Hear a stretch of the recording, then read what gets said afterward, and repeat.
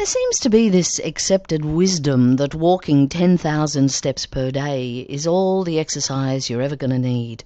But that's not entirely correct, especially if you're an older person who's hoping to prevent cognitive decline. ESSA, that's Exercise Sports Science Australia, wants to spread the word that other exercises are in fact more important. Dr. Isabel King is an advisor at ESSA, and she joins us this morning. Hello and welcome, Isabel. Hello, nice to talk to you. Thank you, you too. So why is walking not enough? Is that true? I no longer need to feel guilty for not walking 10,000 steps a day? Look, I mean, walking is fantastic, right? It's a great foundation for health and keeping us moving. But walking alone is just simply doesn't give the body or the brain what they need to truly stay strong, resilient and independent as we age. So what we're seeing is that many Australians get the message, just move more, and take that really seriously, and that's amazing. But it's time to take another step forward where the evidence is pretty clear that structured, progressive, resistance and balance training is what really protects us from things like that land us in the hospital, like falls, frailty, functional decline. And can it also sort of stave off, Parkinson's or dementia? Sorry, what was that?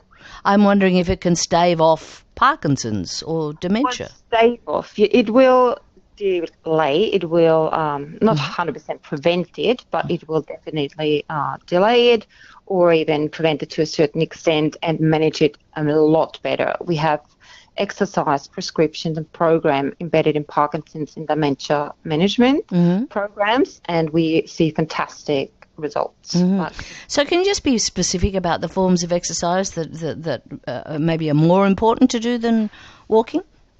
Yeah, for example, strength exercise. So that's lifting weights, is that what you mean? Yeah, it doesn't have to be heavy weights. You don't need to go to the gym and get big or huge.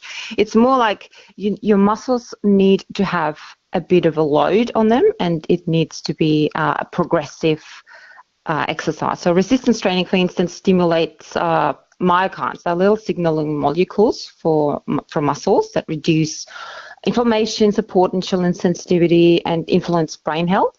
And that's why structured and progressive exercise is so important. So you have that load and you have those triggers to get those myokines moving.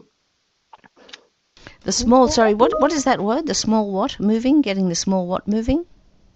The muscles. You need to get your muscles moving. So when we do strength training, we move our muscles, and then they release special messengers, little molecules. They're called myokines, and they travel through the bloodstream and influence how our brain cells grow, repair, communicate, and how our muscles grow. So we need that load. We need that trigger for muscle growth. Can you explain what an ideal exercise program would include, and is that applicable to men, women, all ages, or what? And I would say an optimal, you should see an exercise physiologist, an accredited exercise physiologist, to have your individualized program that's specific to your needs. I don't think there's a one-fits-it-all solution. It has to be something that is good for you as a person, for your condition, and what you like to do, and what's easily to embed within your daily life. I mean, one of the government's aged care reforms is to make it easier for people to continue to live at home rather than having to move to an aged care facility. Do you think that, expanding your exercise routine beyond walking is key to helping us live at home longer? Yes, 100%. 100%. So do you have to join a gym, do you think? Look, we have so many exercise physiologists as a mobile clinic. They come to your house. If you don't want to go to a gym, if you live too remote, for example, if you have the opportunity to join a gym, that's great. It's not just about the exercise. It's also about the social aspect that gives good results and that keeps you accountable, that keeps you going.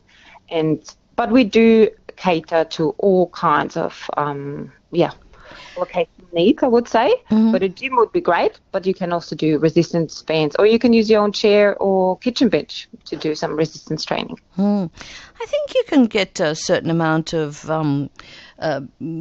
free visits to an exercise physiologist, can't you? I think if it's prescribed by a GP. Yes, if it's prescribed by a GP, you get a certain amount of sessions per year. Yes, for allied health. Yeah, right. Okay, well, thank you very much. So I don't have to feel guilty so much for doing the 10,000, not doing it. That is not doing There's the actually 10,000. a new evidence that says 7,000 should be enough. 7,000. Oh, Yes, it's getting better, right? yeah, it is Another indeed. 3,000 as a strength training. Okay, good. Isabel, thank you for joining us this morning.